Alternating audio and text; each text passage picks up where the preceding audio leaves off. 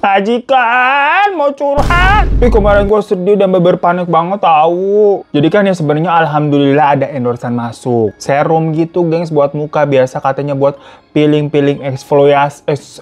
Susah kan nih. Eksfoliasi cina. Cuma ternyata pas kita cobain, gak cocok, langsung breakout mampus sampai muka gue kayak kebakar gitu, gengs. Apa kekerasan, apa sensitif banget kulit kita kali ya, nggak cocok. Ini udah mendingan banget. Tadinya di jidat nih banyak jerawatnya, terus kayak gosong gitu, gengs. Beruntusan kayak kebakar gitu, sampai perih. Di hidung nih paling parah. Masih ada nih, kelihatan kan nih?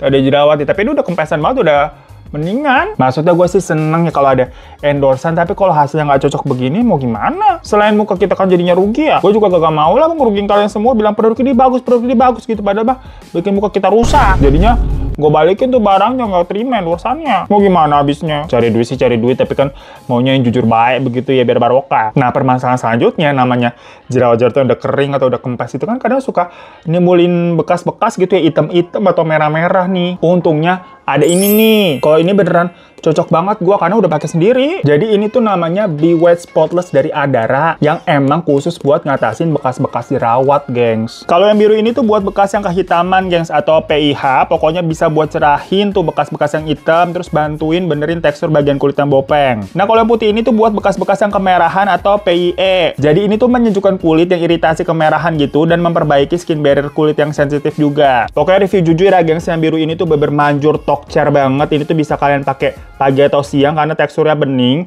Kalau udah dipakai gitu, ini udah agak ilangan banget. Dari kemarin kita rajin mau terus. Tuh nggak kelihatan kan kita udah pakai kan, karena emang bening. Jadi bekas-bekas jerawat yang hitam-hitam tuh lama-lama memudar dan cepet loh memudarnya. Ini kita kaget. Cuma lagi-lagi nih, tinggal ini aja nih satu di hidung di merah nih. Makanya kita masih pakai yang putih ini karena bekasnya memang kemerahan. Kalau yang putih ini tuh lumayan krim ya. Sebelumnya bengkak sakit banget. Habis dipakai ini tuh agak mendingan, udah dipencet tuh udah nggak sakit. Ntar kita coba update lagi seminggu lagi ya. Doain hilang. Kalau emang produknya bagus dan efek kayak gini, pasti gue dengan senang hati gitu kan sharing-sharing infonya nih ke kalian. Siapa tahu maksudnya kalian lagi mumet juga nih ngatasin masalah-masalah jerawat tuh susah banget emang kalau bekas jerawat tuh hilangnya. Ini ampuh pol nih. Daripada laser-laser kan harganya bikin gemeter. Pakai ini aja 30 ribuan tahu. Udah gue cobain sendiri, beneran bagus, tenang aja. Yang nggak bikin tenang tuh ini barang sering sold di mana-mana, amit-amit. Jadi kalau kalian misalkan cek tuh di tokonya lagi ada tuh, udah langsung beli aja mendingan. Tapi nggak tahu deh sekarang udah restock apa belum, kalian cek aja link ada di bawah ya. Langsung ke tokonya tuh biar nggak salah toko.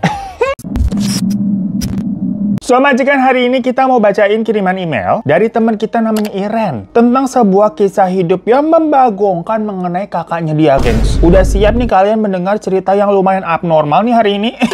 Oke lah ya, pokoknya si Iren ini punya kakak namanya Ratri, yang mana jarak usia mereka sebenarnya dekat 3 tahun doang. Ya nggak jauh-jauh banget kan? Tapi sifat mereka berdua ini bertolak belakang banget, gengs. Yang mana kakaknya Ratri itu tuh introvert parah, sedangkan si Iren sendiri ekstrovert mentok. Dari zaman sekolah nih sampai dewasa, kakaknya itu hanya pernah pacaran 1 kali aja. Waktu dia kuliah tuh, tapi akhirnya putus juga perkara beda agama yang nggak disetujui sama orang tuanya. Dan mantan pacarnya itu akhirnya menikah sama orang lain. Wih, pokoknya katanya waktu itu Kak Ratri ini bener sempet di masa-masa yang kelam banget begitu. Padahal sih waktu itu pacarannya nggak lama-lama banget, kurang dari setahun. Cuma memang cowoknya itu kayaknya memang mau serius, namun kepentok restu jadi orang tua, jadi mundur wir. Lain cerita masih Iren, yang dari SMP sampai SMA tiap kenaikan kelas mah cowoknya ganti mulu. Jadi kalau di total Iren ini punya 8 cowok yang resmi official jadian ya, sama yang HTS-HTSan doang tuh kagak kehitung tuh banyak. Ya memang dari Irennya sendiri tuh mengakui kalau dia tuh tipe-tipe yang bosenan, tapi takut kehilangan fans alias suka aja gitu kan diperhatiin, ditaksir sama cowok-cowok yang jatuhnya PHP-in anak orang. Lu Iren ya. Pokoknya dia kagak pernah kosong gitu statusnya, ada cowok terus, stoknya banyak. Jomplang banget kan maksudnya sama kakaknya. Padahal mah kalau kata orang-orang ya, perihal muka tuh jauh lebih cantik si kakaknya Ratri daripada Iren. Ratri ini nurunin muka ibunya yang memang putih gitu, ada keturunan-keturunan Belandanya dan nenek. Sedangkan kalau Iren nih kulitnya sawo mateng, yang turun dari ayahnya. Cuma orang-orang sekitar juga memang bilang sih kalau si Iren ini lebih banyak cowoknya, mungkin karena dia tuh agresif jadi cewek. Supel gitu kan, ekstrovert, jadi banyak cowok yang merasa nyaman karena Iren ini memang orangnya asik. Kalau Ratri mah kebanyakan diemnya gitu sama ngendon di rumah mulu ya, gimana mau dapet pacar. Sampai-sampai setelah lulus kuliah nih, Ratri yang juga masih jomblo pasca ditinggal kawin sama mantannya itu, sempat dicariin sama orang tuanya jodoh gitu buat si Ratri. Cuma entah kenapa nggak ada yang nyantol, gengs. Ada aja tuh cerita-cerita yang kebanyakan cowok-cowoknya tuh agak mesum. Maksudnya mau test drive dulu sebelum nikah, yuk. Ratri kagak mau lah. Maunya kan dia dihalalin dulu gitu baru boleh berhubungan, kalian ngerti lah ya. Atau rata-rata juga cowoknya nih biasanya patriarki. Alias Ratri kalau udah menikah dibilang nggak boleh kerja dan harus nurus sama suami aja, jadi ibu rumah tangga di rumah. Masalahnya waktu itu ya kalau menurut si Ratri sendiri awalnya, kalau memang dirasa calon suaminya ini kerjanya bagus, gajinya oke buat memenuhi segala kebutuhan, ya nggak apa-apa. Tapi rata-rata yang mau dijodohin ini kan juga masih sama-sama merintis lah, baru lulus juga kayak Ratri. Dan Ratri ini memang dari dulu terkenal pintar. Abis lulus kuliah aja dia langsung dihadapin sama dua pilihan. Pilihan pertama yaitu tawaran beasiswa ke luar negeri, dan pilihan kedua itu adalah masuk ke perusahaan BUMN. Lah bingung dia tuh. Enak banget ya, bingungnya nih dua-duanya sama-sama bagus. Perfect banget sebenarnya si Ratri mah, udahlah cantik, pinter pula. Kalau kata Iren sih, mungkin cowok-cowok minder kali ya jadinya tuh sama si dia. Giliran dideketin atau ada stok buat dijodohin yang nggak cocok nih emang buat Ratri. Yang Ratri itu punya semacam high value yang susah gitu untuk dijangkau cowok-cowok biasa. Kecuali mungkin si Ratri ini mau nurunin standarnya. Namun si Iren selalu bilang ke Ratri, kalau memang dirasa belum ada yang cocok ya udah nggak apa-apa, jangan dipaksa. Jangan nurunin standar hanya untuk memenuhi keinginan misalkan orang tua mereka. Perkara cewek-cewek seumuran Ratri ini udah pada nikah, kayak tuh anaknya teman mama si ini nih udah pada nikah no. Kan biasa suka pressure jadi begitu ya. Ya kalau Ira sendiri soalnya memang kalau dia mah kagak se-high value si Ratri. Kalau dia yang penting ada cowok gitu ya udah sikat. Makanya si Ira sendiri sebenarnya juga udah langganan dapet cowok-cowok red flag dan kesannya jadinya suka ganti-ganti pasangan. Intinya maksudnya si Iren ke Ratri nih, ya lo jangan kayak gue lah gimana pun juga kan, karena lo lebih cantik, lebih pintar. Pasti nanti adalah suatu saat cowok yang bener-bener ada nih cocok untuk lu. Karena gimana pun juga Iren nih sebagai adik ya sayang lah sama kakaknya sendiri. Tapi makin lama si Ratri ini kelihatan makin gusar, gengs. Karena di circle pertemanannya dia nih udah pada kawin semua nih satu persatu ya, kecuali dia. Sampai kalau datang ke acara nikahan nih Ratri katanya suka minder dan selalu minta ditemenin sama Iren. Lah si Iren lah mau aja, bukan gratis. Dan biasanya ntar juga ada tuh cowok di sana ngajak kenalan dia. Ya mana hal itu membuat Ratri jadi kayak agak sebel atau iri lah sama si Iren. Macam kayak lu kok gampang banget sih dideketin sama cowok? Ya rumput tetangga mah selalu lebih hijau ya gengs ya. Padahal si Iren juga suka ngebales kayak lu gampang banget dapat kerjaan habis lulus. Sampai akhirnya 2 tahun setelahnya juga langsung dipromosi naik jabatan jadi manajer. Karena memang waktu itu Ratri ngambil manajemen trainee tuh. Jadi setelah 2 tahun lulus jadi manajer. Lah si Iren habis lulus nganggur. Udah apply sana sini kagak ada panggilan. Sampai-sampai Iren kepikiran pengen lanjut S2 aja lah biar ada kegiatan. Cuma memang sama orang tuanya belum di-approve perkara ya mahal S2 kan. Sedangkan si Ratri dulu tuh sempat ditawarin S2 beasiswa ditolak kan gara-gara ikut BUMN. Ya masing-masing orang berarti di sini punya sisi menonjolnya sendiri yang berbeda-beda ya gengs ya. Singkat cerita nih sampai akhirnya Ratri masuk ke umur 30 udah kepala 3 nih, dan Iren waktu itu 28 berarti. Biasa nih ceritanya lagi lebaran. Ketemu saudara-saudara kan semua pada nanyain si Ratri, pasangannya mana? Kapan kawin? Kapan kawin? Di situ Iren udah ngeliat nih mukanya si Ratri kayak canggung gitu kan, cuma bisa kayak ketawa karir kayak iya om, doain aja ya om, tante. Gitu-gitu doang. Tapi biasa kan saudara suka ada yang rese, dibilang kayak, kamu sih standarnya ketinggian. Udah jangan kerja terus, mau cari apa sih jadi wanita, udah kodratnya tuh wanita ngurus suami di rumah. Template omongan-omongan begitu mah. Soalnya memang di titik itu karirnya si Ratri emang udah wush gitu ya. Udah meroket gengs. Dia tuh kalau dinas-dinasnya tuh ke luar negeri gengs, ngisi seminar di sana. Sampai ke Toronto Amerika pernah, ke Hokkaido Jepang pernah. Pokoknya kalau si Iren mah jujur iri sama kakaknya nih, sekaligus bangga tapi lebih banyakan irinya. Karena si Iren kan dari awal aja susah dapat kerja. Sampai akhirnya dia memutuskan untuk udahlah buka usaha aja, joinan sama pacarnya. Pada saat itu ada nih namanya Danu. Mereka berdua bikin kayak semacam makanan Korea gitulah di deket kampus. Tapi ya namanya usaha begitu kadang naik turun. Ya kadang omsetnya bagus, kadang gigit jari gitu. Apalagi lagi bulan Ramadan tuh harus bayar THR karyawan, udah stres pusing lah. Sampai minus gak gajian tuh buat bayar karyawan. Nah tapi di momen lebaran itu sebenarnya Danu ini udah pernah ada pembicaraan serius tuh untuk mau menikahi Iren. Karena kalau si Danu nih mikirnya tipe-tipe cowok apa yang merintis bareng-bareng lah, yang namanya rezeki ntar kan ada abis rezeki pernikahan namanya ya, asal niatnya bagus. Dan pemikirannya itu juga udah dia sampaikan ke orang tuanya Iren, yang ternyata orang tuanya Iren mah ngasih lampu hijau karena mereka memang melihat Danu ini seperti cowok baik dan mau kerja gitu loh, mau usaha. Ya Iren sih juga merasa kalau Danu ini tuh cowok baik yang green flag banget. Pokoknya paling baik lah daripada yang pernah dia dapatkan di antara mantan-mantannya dulu. Cuma dari pribadinya Iren sendiri nih yang belum yakin. Karena tadi kan Iren gampang bosenan orangnya. Apalagi manapun juga kan mereka berdua belum settle. Makanya Iren nih menggunakan alasan kakaknya untuk menunda atau memberikan jawaban yang kayak gantung gitu loh. Semacam kayak, ya ampun Seng gitu, sayang maksudnya Seng begitu ya. Aku juga mau banget. Teman-teman aku juga udah banyak yang nikah kan, tapi gimana?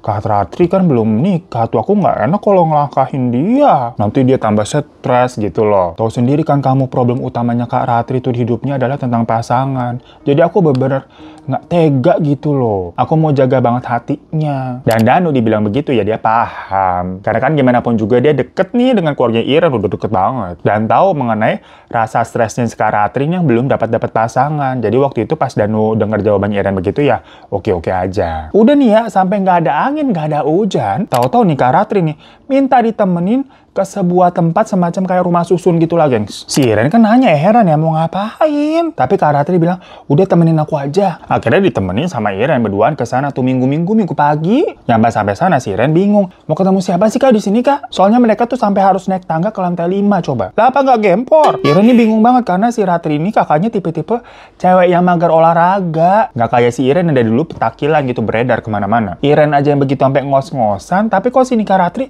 semangat banget? Ya wajar dong kalau Iren heran. Ternyata si Ratri itu ketemu sama seorang ibu-ibu di salah satu unit di lantai 5 itu. Yang mana ternyata si ibu-ibu itu pembaca tarot. Iren kenapa bingung ya?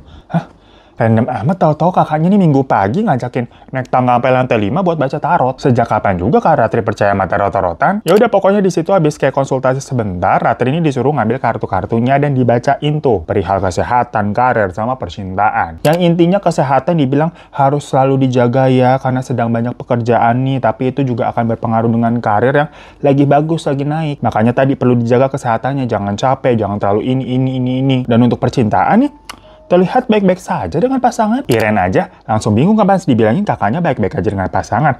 Pasangan siapa? Orang dia jomblo. Dan Ratri juga negesin kan kalau saya belum punya pasangan. Sampai si tukang tarotnya ini kayak bingung gitu loh. Dan ngocok kartunya lagi, terus nyuruh si Ratri ngambil lagi. Dan keluar lagi tuh kartu yang sama mengenai percintaan. Yang itu katanya kartunya Four of Wands gitu namanya. Cenah, kita juga kurang paham ya. Intinya kalau kata si peramal itu dibilang, lu udah ketemu kok sama jodoh lu dari lama dan kalian udah bersama ibarat ini tuh menemukan rumah gitu, udah selalu sama-sama. Ya cuma kan kenyataannya kagak begitu ya. Sampai Iren mikir, ini tukang tarotnya kagak legit nih, nipu-nipu nih. Diulang-ulang lagi tuh, tapi sama aja yang keluar kartu itu terus. Nah, tapi di situ si Iren sempat mikir, aneh juga tapi kalau yang keluar nih kartu ini terus. Si tukang tarotnya pun bingung setelah dijelasin sama Ratri kalau ternyata dia jomblo. Nah, masalahnya tukang tarot ini hanya bisa baca lewat kartu aja. Selebihnya dia angkat tangan. Ya udah, habis dari situ mereka keluar kan. Iren sempat nanya-nanya nih kayak, kalau tahu dari mana sih random banget ada tukang tarot di sini? Si Ratri bilang dari teman kantor gua itu tukang tarot sebenarnya bisa dengan cara online gitu konsultasinya. Nah, sebulan sebelumnya nih tiap minggu si Iren sebenarnya selalu konsul lewat online. Jadi udah pernah. Dan prediksinya katanya selalu benar tuh tentang karir, kesehatan dan lain-lain. Kecuali tentang percintaan yang selalu keluar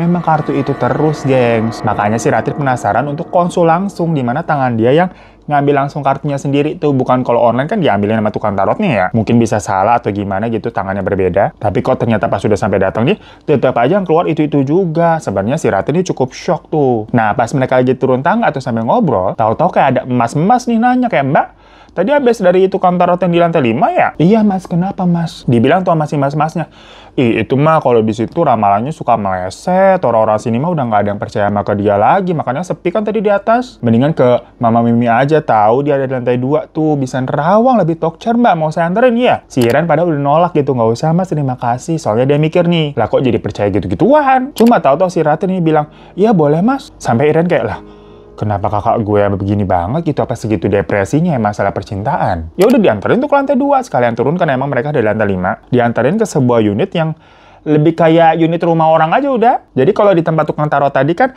buka pintu nih kayak emang didekor pakai praktik-praktik baca tarot gitu lah suasananya ya. Kaget. Kalau di sini tuh ya Allah lupa mulu gue ada beginian. Kaget banget nih. Ntar gue matiin dulu ya. A few moments later. Nah, buyar kan kalau udah buyar nih. Tadi kalau ke tempat pembaca tarot, suasananya tuh kayak beber di dekor baca tarot. Lah kalau di tempat si Mama Mimi ini nih, susah yang ngomongnya ternyata ya Mama Mimi, Mama Mimi. Itu buka pintu, lah kayak namuk rumah orang. Si Mama Mimi aja juga pakai dasar doang. Iren kan ngeliatnya langsung kayak underestimate. Ini jangan-jangan penipuan nih, scam nih. Si Mas tadi juga langsung bilang, ini mah ada yang mau konsul. Habis itu dia langsung pergi ninggalin Iren sama Ratri. Ya udah, Mama Mimi tuh nyuruh mereka buat duduk dan langsung ngomong. Musingin jodoh ya, Neng. Lah, di situ Iren sama Ratri langsung kayak lihat-lihatan loh. Kok sih Mama Mimi ini tahu? Dari situ sih, Mama Mimi ini kelihatan bikin kopi itu di dapur. Dan jaraknya emang cuma 3 langkah dari ruang tamu sama dapur gitu kelihatan lah. Rumah susun petakan gitu, gengs. Habis itu dia nyuruh Iren sama Ratri untuk minum kopinya. Iren sih emang pecinta kopi ya, tapi pas dia minum tuh ngerasanya pahit banget sampai dia awalnya nggak sanggup nelen. Begitupun dengan si Ratri langsung kayak ngerenyit gitu loh. Tapi si Mama Mimi ini tuh bilang kayak, udah deh Mimi, habisin. Katanya begitu. Dalam hatinya Iren, oh mungkin karena ini tuh dipanggil Mama Mimi kali ya. Disuruh Mimi begitu ya. Pokoknya dengan segenap tenaga tuh dia minum kopi pahit yang masih ada ampas-ampasnya gitu. Macam kayak topi lah gitu. Kopi tubruk gitu yang asli yang pahit banget pekat. Iren ya lebih bisa cepet ngabisin tuh dari Ratri waktu itu. Ya akhirnya ya Iren duluan tuh yang diterawang lewat gelas kopinya yang menyisakan sedikit bumbu ampas. Bumbu ampas bener kan, bubuk ampas. Habis itu ampasnya diambil sama si Mama Mimi terus diolesin di tangannya kayak diusap-usap kayak cuci tangan gitu. Terus sambil ngeliatin si Iren. Di situ si Iren ini dibaca ini. Dibilang, kamu lagi bingung ya nih masalah percintaan. Dia yang sekarang tuh udah jodoh kamu. Tapi ingat, jodoh itu tetap bisa lepas kalau kamu tidak mengusahakannya. Jadi nggak usah bimbang, dia tuh baik kok untuk kamu. Namun memang kalau kamu sama dia, beberapa impianmu nih mungkin akan susah terwujud. Karena ya garis takdir kalian tuh bukan untuk yang bergelimang harta. Tapi tenang aja, kamu tetap harusnya sih bahagia nih sama dia. Terus dibilang kayak, jangan terlalu gengsi untuk minta bantuan orang lain. Pokoknya banyak dia sampai si Iren pun terkaget-kaget kayak, loh kok si Mami ini tahu ya, kalau bener anjir ya gimana nih gitu loh. Sampai akhirnya giliran Ratri. Yang sebenarnya nih hampir semuanya itu ya sebenarnya sama dengan yang tadi diucapkan sama si pembaca tarot tentang masalah karir, kesehatan, yang gitu-gitulah. Sampai si Mama Mimi ini bilang, kalau kamu ini kayaknya sebenarnya udah diikat sama orang. Jadi sampai kapanpun kalau ikatannya masih kuat begini, kamu akan sulit dapat jodoh. Hah? Maksudnya gimana tuh Mama Mimi? Jadi menurut si Mama Mimi, ada yang sakit hati atau memang nggak suka nih sama Ratri bersama orang lain. Jadi jodohnya Ratri itu diikat sama makhluk halus atau makhluk gaib atau jin ya. Biar Ratri ini udah nggak bisa bersama orang lain, jodohnya udah kagak ada. Loh, siapa emangnya orang yang sampai jahat berbuat demikian ngikat jodohnya si Ratri? Yang pas dilihat-lihat nih, sepertinya kemungkinan besar ya mantannya, gengs. Karena ya mantannya si Ratri kan cuma satu. Namun si Mama Mimi tuh emang bilang katanya dia nggak bisa melihat dengan jelas pelakunya. Mukanya tuh katanya ketutup awan hitam. Soalnya dilindungi oleh ilmu-ilmu hitam dari dukun tempat dia ngikat jodohnya si Ratri. Ya mungkin makanya tadi tuh waktu diramal pakai tarot, keluarnya si Ratri nih dilihat udah ada jodohnya kok, udah ketemu kok kamu. Ternyata emang diikat jodohnya sama hantu. Ya takut nggak lu kalau begitu? Cuma Ratri sendiri sih nggak pernah merasakan adanya hal-hal yang menakutkan gitu, nggak sama sekali ya. Dia nggak lihat menampakkan apa-apa, nggak. Palingan katanya pundak kirinya tuh terasa pegel atau berat banget gitu. Ya mungkin dia mikirnya karena kecapean kerja atau nenteng tas gitu kan, nenteng tas yang apa sih, tote bag gitu kan, emang di kiri tuh biasanya. Tapi kalau kata Mama Mimi, enggak. Itu emang lu ditemplokin sama jodoh lu yang kagak kelihatan. Dan si Mama Mimi bilang bisa mutusin ikatan jodoh itu, gampang katanya. Tapi setelahnya kamu nih harus ke orang yang bersangkutan yang melakukan pengikatan jodoh tersebut dan menyelesaikan masalahnya. Karena mungkin memang kamu pernah berkata sesuatu yang buat dia sakit hati. Soalnya kalau tidak diselesaikan, sewaktu-waktu nih bisa dijahatin lagi nih kamu nih. Misalkan nanti udah dilepas terus ketemu jodoh yang beneran, tahu-tahu sama dia dibuat cerai gitu kan, serem ya. Ya pokoknya dengar begitu si Ratri iya aja gitu kan. Si Mama Mimi itu cuma cuci tangan karena tadi kan kotor yang megang ampas-ampas kopi. Habis sudah bersih nih, dia coba nepok pundaknya Ratri gini. Udah, habis itu katanya terus bilang, udah, itu doang. Kagak ada ritual-ritual apa gitu, nggak ada. Habis itu sih Mama Mimi cuma bilang, kalau kamu mau serius berumah tangga dan mencari jodohmu, ya kamu harus buka hati dan mengatur ego sama kodratmu sebagai perempuan. Karena yang namanya laki-laki semuanya pasti ingin merasa lebih, merasa bisa diandalkan dan lebih dari si wanita itu untuk menjaga harga dirinya, intinya gitulah. Dari situ mereka pulang. Iren yang tadinya udah underestimate nih kayak takjub sama si Mama Mimi karena kan sempat baca dia juga bener semua tuh. Apalagi ternyata si Mama Mimi ini tidak memungut biaya. Jadi kayak ada kotak macam kayak kotak amal gitu yang udah uangnya dimasukin situ aja tanpa si Mama Mimi tahu nih si Iren sama Ratri ngasih berapa. Sedangkan kalau si pembaca tarot yang tadi tuh udah ada red biayanya, langsung jawab mah langsung bayar malah. Ini kita singkatin aja ceritanya ya. Sampai rumah si Ratri ini pokoknya mikir, apa ada salah gue ke mantan waktu itu ya? Kayaknya waktu itu si Ratri ini menjadi perempuan yang nurut-nurut aja deh. Dan waktu itu juga ujung-ujungnya mutusin si mantannya tuh setelah ada omong-omongan sama orang tuanya minta izin buat ke jenjang yang lebih serius. Kok malah diputusin? Tunggu. Jangan-jangan ada kata-kata dari orang tuanya Ratri yang membuat si mantan sakit hati. Awalnya pas dibilangin nih, nanya kan ke orang tuanya Ratri nggak ngaku dan malah marahin si Ratri. Dibilang, kamu pergi-pergi ke peramal begitu nih, kamu terpelajar tapi kenapa percaya gitu-gituan? Cuma akhirnya dibelain kan nih sama si Iren. Ya akhirnya si papinya dibilang, kayaknya waktu itu si Mami sempat ngomong kayak gini deh. Karir kamu kan belum sebagus Ratri. Apa kamu nggak malu nanti kalau diomongin orang-orang? Pokoknya jangan sampai kamu menjadi penghalang Ratri untuk sukses ya. Karena sekarang anak saya lagi di masa-masa emas tuh di kantornya. Di situ si Mami kayak diem aja dan dia membela diri kalau maksud ucapan Mami tuh waktu itu karena ya kalian kan beda agama jadi nolak secara halus tapi telontarnya jadi begitu bahasanya. Menurut dia mah halus begitu ya. Biasa cewek kan suka begitu yang di otak, hati sama output dari mulut tuh beda-beda semua. Yang intinya dari situ mereka mencoba untuk menghubungi si mantan untuk meminta maaf. Ya waktu itu mantannya sih agak kaget dan dia nggak ngakuin kalau dia melakukan yang tadi dibilang si Mama Mimi. Cuma dari awal sebelum ketemu sama si mantan lagi, Ratri juga udah ada pembicaraan dengan orang tuanya untuk tidak marah-marah atau menyalahkan si mantan. Udah pure tujuannya mau minta maaf aja karena memang gimana pun juga si Mami ini pernah nyelekit tuh omongannya waktu itu. Biar nggak panjang lah urusannya karena kan tujuannya si Ratri nih biar enteng jodoh. Bukan mau balikan sama si mantan itulah.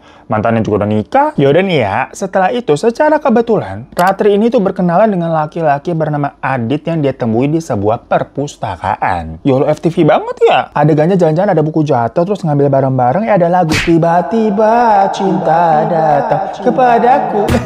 Ya dari situ soalnya mereka deket. Sampai Ratri ini merasa kayak, oh ini orangnya akhirnya jodohku datang setelah masalah sebelumnya nih terselesaikan. Iren waktu itu ngeliat sendiri si Ratri ini kayak berbunga-bunga terus bawaannya. Macam kayak orang lagi kasmaran gimana sih? Pacarnya Iren tuh si Danu juga ikut seneng kalau Ratri ini ternyata udah punya calon. Ya jadinya kan dia bisa ngelamar Iren secepatnya. Sampai tapi Iren yang was-was sendiri karena lagi-lagi dia belum siap. Dia sampai bingung, kok ada cowok yang kebelet banget ngajak nikah nih bukan sebaliknya. Makanya dari situ si Iren sebenarnya agak kurang greget gitu jadinya. Lah kebiasaan dia sama red flag abisnya. Tapi ada masalah lagi nih. Pas pertama kali Iren dikenalin nih sama yang namanya Adit-Adit ini tuh dibawa ke rumah, entah kenapa ya, feelingnya Iren ini kayak berasa nggak enak nih sama si Adit nih. Macam kayak orang fake yang dibuat-buat dari gesternya, dari cara bicaranya. Lah Iren kan udah pengalaman sama cowok-cowok red flag. Si Adit-Adit ini soalnya kayak dimaco-macoin gitu loh kayaknya, gengs. Sampai si Danu ini juga bilang ke Iren kayak, Sen, itu kok Adit-Adit itu kayak ada yang aneh ya? Karena katanya tiap kali Danu ini berusaha ngajak ngobrol dia, si Adit ini kayak selalu menghindar. Apa nggak suka sama Danu, apa gimana? Tapi salahnya Danu juga apa kagak ada kayaknya. Makanya Danu bingung di situ. Kayak waktu itu pernah nih contohnya, si Adit ini pakai sepatu Air Jordan yang limited edition. Nah si Danu ini emang suka sepatu-sepatuan. Diajak ngobrol lah nggak bahas sepatunya si Adit. Dicuekin sama Adit cuy. Sampai si Iren juga mikir kan, dia bertanya-tanya kenapa ya? Nah yang membuat Iren ini tambah curiga, Ratri ini nggak pernah diajak ke circle pertemanannya Adit. Ya Ratri juga sama sih 11-12 karena kan temennya dia dikit ya. Cuma misalkan nih ada undangan kondangan dari koleganya Ratri orang kantor gitu-gitu. Si Adit ini nggak mau diajak ikut. Makanya Ratri tetap selalu ngajaknya si Iren buat nemenin. Sementara Adit ada aja gitu alasannya kagak mau datang. Sampai nih ada satu waktu Iren sempat ribut tuh sama Ratri perkara Iren ini mengetahui si Ratri kayak kebucinan banget. Sampai beliin barang-barang buat Adit, gengs. Macam HP baru, baju-baju. Sampai ya, IPL apartemen, apa sih IPL itu buat biaya bulanan kayak listrik, air gitu-gitu. Dibayarin sama si Ratri. Lah ngapain? Orang ini kan masih pacaran. Apalagi cewek bayarin cowok. Aneh banget. Jadi si Iren ini baru tahu nih kalau kakaknya selama pacaran sama Adit kayak bayarin cowok-cowok mau kondok begitu loh. Mohon maaf nih mulutnya nih. Kayak cowok-cowok pengeretan begitu ya.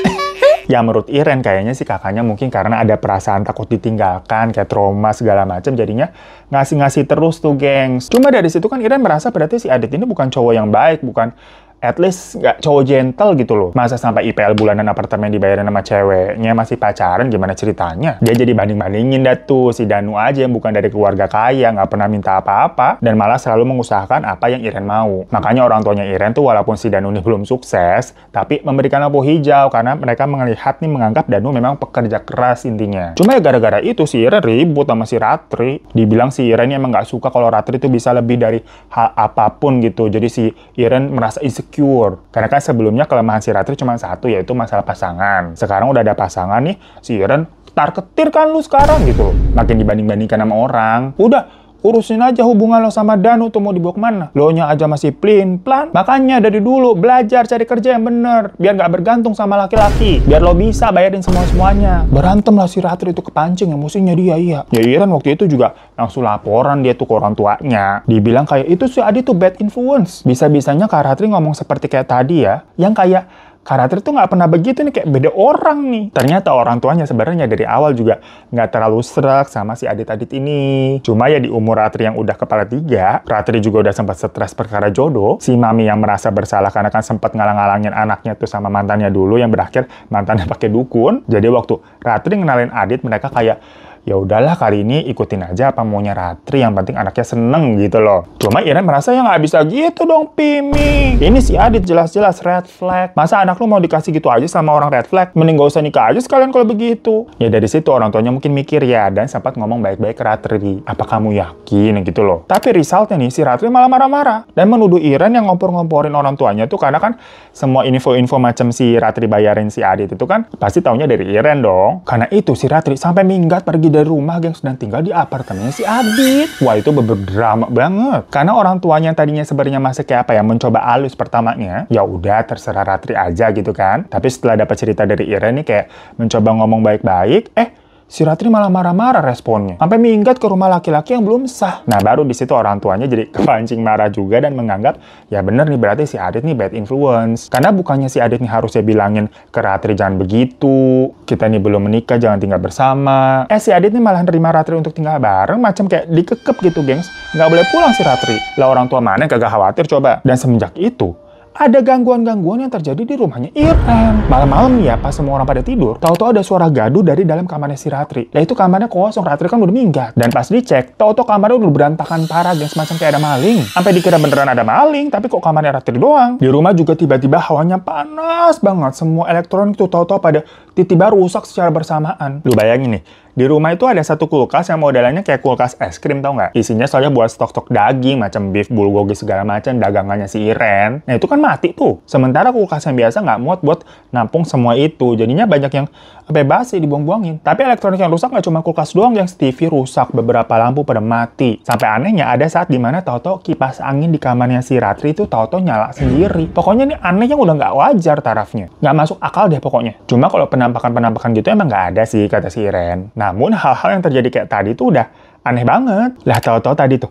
kamar Ratri berantakan dalam semalam tuh gimana caranya? Part itu aja udah membuat oke, ini nggak benar nih. Ya karena kan sebelumnya mereka ini udah bersinggungan dengan perbuatannya si mantannya Ratri dengan hal-hal mistis tuh. Jadinya kali ini tuh dikait-kaitkan lagi. Apakah ini perbuatan sama mantan lagi yang kali ini karena mungkin tahu Ratri sekarang deket dengan seseorang terus dia nggak terima? Ataukah ini perbuatan pacar barunya si Ratri, si Adit? Karena keluarga ini memang sedang berusaha untuk menggagalkan atau menarik Ratri kembali dari si Adit yang dianggap kan bad influence. Jadi ada 2 suspek nih, gengs. Coba kalian komen di bawah ya, suujonnya sama siapa?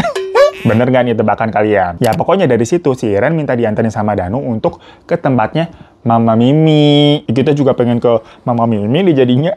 Pas di Terawang nih. Ternyata bukan perbuatan dua-duanya, alias bukan dari si mantan ataupun si Adit. Ayo, ada bener gak tadi tebakannya majikan nih? Cuma sih memang ada kaitannya dengan 2 orang itu. Maksudnya gimana? Jadi gini, sebelumnya si mantan itu kan sempat ngikat jodohnya Ratri ke sosok makhluk halus atau kayak ke jin gitu ya. Biar Ratri tidak ketemu jodoh manusia alias jomblo terus. Ya namanya makhluk halus gitu kan kagak kelihatan. Dan setelah dilepas ikatannya tuh sama Mama Mimi, ya udah Ratri itu terbebas dari ikatan jodoh buatan tadi. Dan akhirnya bertemu dengan si Adit kan cenah. Nah, urusan dengan mantannya itu juga udah selesai. Karena kan keluarganya Ratri sempat minta maaf. Mantan juga udah move on dan melepaskan si Ratri karena udah berkeluarga. Namun, tidak dengan makhluk halus yang tadi dijodohin itu, gengs, yang merasa ditinggalkan. Dia marah karena Ratri ini menjalin hubungan dengan Adit. Jadi makhluknya baper. Karena yang namanya setan atau jin, katanya Mama Mimi tuh punya perasaan juga. Yang mana jin yang dijodohkan diikat dengan Ratri sebelumnya adalah jin laki-laki. Yang menganggap ya udah Ratri adalah pasangannya dia. Tahu-tahu ikatannya dilepas, Ratrinya pergi sama orang lain, ngamuk lah dia. Jadi kejadian-kejadian aneh yang sempat terjadi di rumahnya Iren, yang kamarnya Ratri juga jadi berantakan, yaitu perbuatan si jin lagi marah, gengs. Dan energi marahnya itu sampai membuat banyak elektronik rusak, saking besarnya, bener-bener kayak emosi gitu gua rasa ya. Namun, tunggu dulu. Kemarahan dari jin tersebut itu juga nggak semata-mata hanya karena dia dipisahkan dengan Ratri aja. Karena kenapa dia ngamuk-ngamuknya malah di rumah keluarganya Iren, harusnya kan di apartemennya si Adit dong. Ternyata, ayo gua kasih waktu lagi nih buat kalian nebak jawabannya, Pan. Seru banget ini.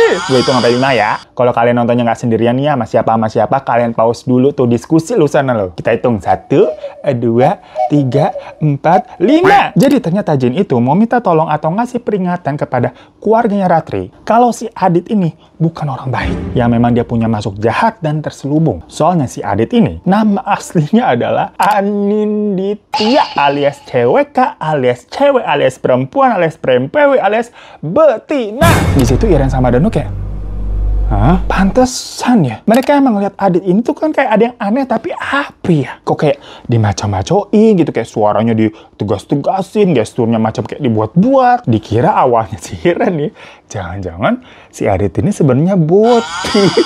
Tapi sorry banget, ini kayak absurd banget, guys. Ya dikira Iren si Adit ini ya tadi tuh bot, kayak kedok aja mungkin dia macarin kakaknya gitu, macarin cewek ya. Lah ternyata dia juga cewek, tapi memang di sini maksudnya trans ya, udah ganti kelamin gitu, memang udah operasi, udah suntik hormon segala macam menjadi laki-laki. Ada yang nyangka nggak lu ceritanya begini? Kukira Boti ternyata perempewi. Apa kabar dunia? Tapi sorry banget, ini kayak absurd banget, guys. Ya dari situ keluarga langsung turun tangan tuh, ngelabrak ke apartemennya Adit lah. Awalnya tetap si Ratri denial, nggak percaya, kayak apaan sih, ada banget. Cuma di situ si Adit udah diam aja, nggak bisa ngelak dia. Waktu disuruh buka baju sama celana gitu. Jadi si Papi sama Danu udah siap-siap tuh buat jadi saksi kalau beneran kan sama-sama cowok. Lihat, tapi si Adit diam aja, nggak mau, dia nggak ngomong apa-apa juga. Sampai akhirnya Ratri kayak, beneran kamu? Baru kebuka udah semuanya. Ya jadi memang selama mereka pacaran, maksudnya si Ratri sama si Adit, Ratri ini kan yang dari Ratrinya ya emang gak mau begituan. Dari awal kan dia maunya halal dulu, baru berbuat. Jadi dia memang tidak pernah melihat dan tidak tahu isi dalamannya si Adit, dan ternyata Aninditya. Ya udah dari situ selesai lah hubungan antara Ratri dan Adit, sampai di situ saja. Tapi ya ternyata Adit udah ngeretin si Ratri banyak banget, gengs, buat beli ini itu segala macem. Ya pokoknya setelah itu cukup lama ya buat Ratri ini bisa sembuh dari trauma dan kesedihannya. Gimana enggak, kisah percintaannya kayak riuh banget. Sebelumnya punya pacar beda agama, nggak direstuin. Habis itu jodohnya diikat sama jin. Punya pacar lagi ternyata sejenis. Kayak mana? Singkat cerita, Ratri ini bisa pelan-pelan lah sembuh dari luka batinnya itu, sampai soalnya ke psikiater. Nah, si Mama Mimi itu juga menyarankan untuk Ratri diruqyah, karena Mama Mimi ini nggak bisa ngusir jin tersebut. Sebelumnya dia kan hanya bisa melepas ikatan jodohnya aja tuh, karena si Ratri ini diikat pakai apa sih, ilmu dukun lah istilahnya. Jadi si Mama Mimi bisa tuh ngelepas ikatannya sama nerawang-nerawang. Tapi kalau buat ngusir jin dia nggak bisa. Ya udah dari situ Ratri beberapa kali melakukan ruqyah sampai akhirnya katanya jin tersebut bisa lepas dari dia. Setelah itu alhamdulillahnya setelah sekian lama Ratri mendapatkan jodoh juga dan akhirnya menikah di umur 34 tahun. Jadi waktu itu juga nggak langsung ya, panjang prosesnya, gengs. Cuma nggak ada kata terlambat, majikan. Sampai akhirnya Ratri juga udah dikaruniai 1 orang anak. Iren sama Danu juga akhirnya menikah dan juga punya 1 anak. Alhamdulillah. So itu, gengs, roller coaster cerita perjalanan cinta dari kakaknya Iren si Ratri. Kata Iren sendiri awalnya Ratri tuh nggak mau kisahnya ini tuh diceritain karena dia malu. Tapi Iren yang penggemar teman cerita menganggap cerita kakaknya ini seru banget. Jadi dia membujuk kakaknya biar mau. Jadi kakaknya mau, tapi yang ngirim email ceritanya nih si Iren. Terima kasih banyak ya buat Iren dan Kak Ratri. Udah kagak ada yang perlu dimalu-maluin. Bener kata Iren habisnya, seru banget. Love you so much ya. Makasih juga buat majikan udah pada nonton. Dan kalau mau kirim-kirim email biasa bisa ke email di bawah ini. Sampai jumpa lagi di teman cerita selanjutnya. Assalamualaikum warahmatullahi wabarakatuh. September cerita. Ini September, cerita milik kita bersama.